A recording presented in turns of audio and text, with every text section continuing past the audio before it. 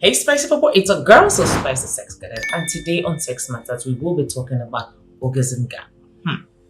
So what exactly does orgasm gap mean? This is being referred to the difference between the orgasm for the man and the woman. Please note this kind of orgasm gap comes majorly between heterosexual people, right? The sexual desire between heterosexual people and not the same sex. And this is also being referred to when men have more orgasms than women. Now, statistics says that over 80% of women do not get to have orgasm via penetration.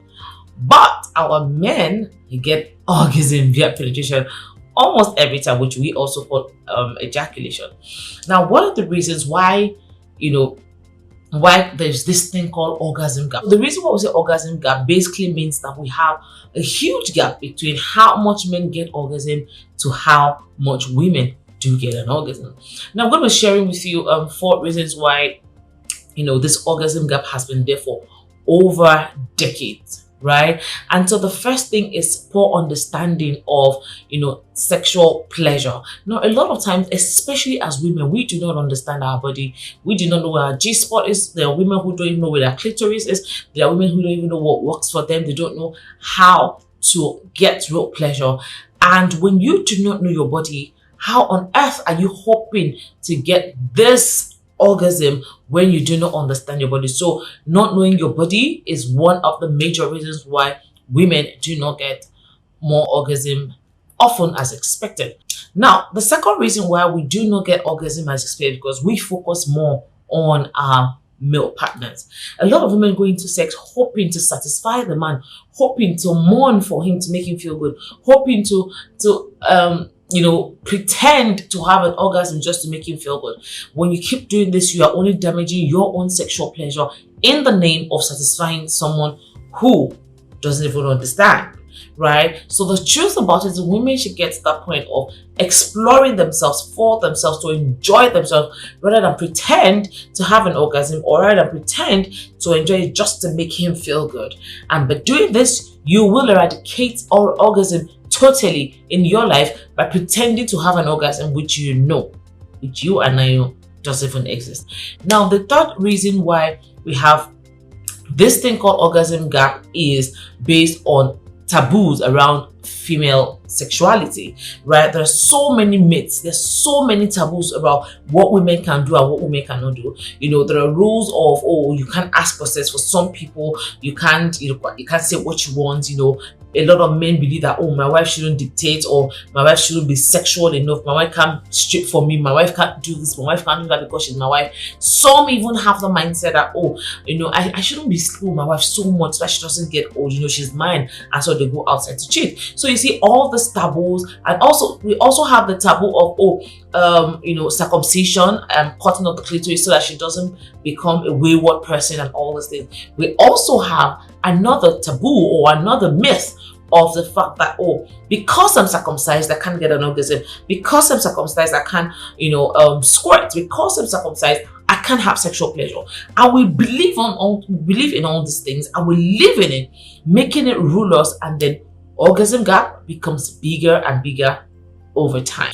So the fourth reason why orgasm gap does exist is patriarchy, and this is basically because women are being told to be, we are the caregiver, while the men are the head of the home. And so when you have a man as the head of the home, it is wrong and totally wrong for you to determine what you want to do, even in bed, how you want it, when you want it. It is believed that, for a lot of people, men only have the right to ask for sex when they want.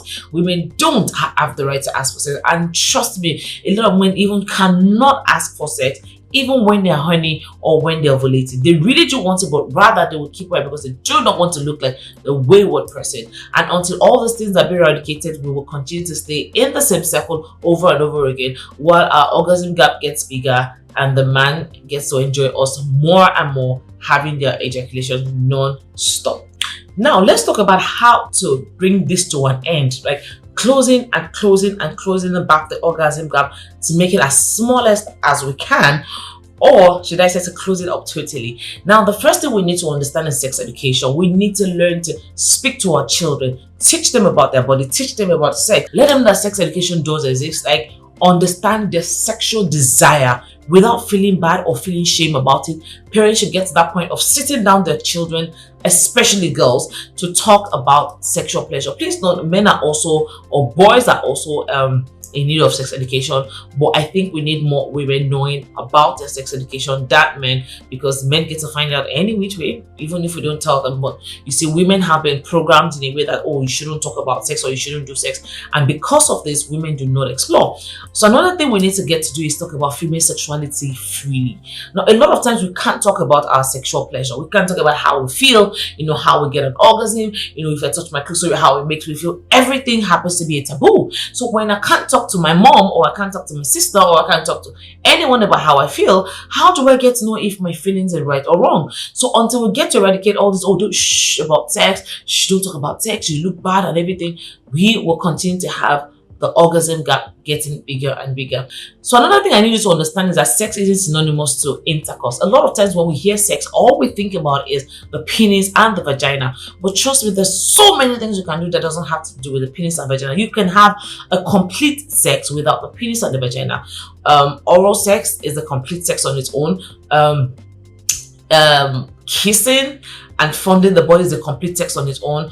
And fingering is a complete sex on its own. So enough of, oh, it has to be the penis and the vagina insertion, and if it's not there, it's not a complete sex. No, we need to eradicate that, right? Another thing, we need to talk and take out a lot of taboos and myths. When we take out a lot of taboos and myths, it's going to make it easy, because circumcision, for instance, or women shouldn't ask for sex, or you can't do this because you're a wife, especially for the married women. You can't dress like this, you can't be sexual in bed, you can't get sex cards, you can't do this and all that. All these things make it so painful, and this is the reason why the orgasm gaps get bigger, whether we like it or not. So another thing we need to do is stop body shaming and slut shaming women, because a woman sleeps with 4 or 5 guys, she happens to be a slut, and a guy sleeps with 4 or 5 girls and he's a champion, right? When we learn to balance these things, we will understand that people need to know that whatever you do is your body, and you do not slut shame anybody, nobody shame anybody. And we also have men who feel, oh, because she has kids, I don't like her again, she's got tummy, she's got stretch mark, she's got this, she's got that, and then you body shame them, making them have low self-esteem when it comes to sex. And all this needs to stop for us to have the orgasm gap close up, right? Another thing we need to do is encourage sexual pleasure. Let women know this, they're okay. It's okay for them to explore their body. It's okay for them to find where their G-spot is. It's okay for them to feel the clitoris. It's okay for them to explore every time, to know how and what gives them an orgasm. Does your nipple give you orgasm? Does your clitoris, the left side, the labia, the right side, the lifting of the clitoris, what part of the clitoris exactly gives you an orgasm? And when we understand this, we know that this will make the orgasm gap grow smaller, right? So yeah, these are the things we need to do to close up the orgasm gap. I hope and believe that this will help one person change it all for the rest of their life. Please feel free to talk to your kids about sex, educate them, and make them a better person. On this, I've come to the end of this particular episode of Sex Matters. Do catch me again next time when I come your way. And then before I go, please feel free to get any of our sex cards. It's right there on the TV screen. Any of our sex cards, send us a DM and we will get it to you. Also, our new book, a dictionary, a book with over 50 techniques on how to give a good blowjob. Trust me, you can get it at Okada Books. You can also get it on Amazon. So get ready, go down there and get your book by yourself, for yourself, with yourself, and let the pleasure begin. Don't go anywhere, because So Spice will be right back with another episode soon. Bye.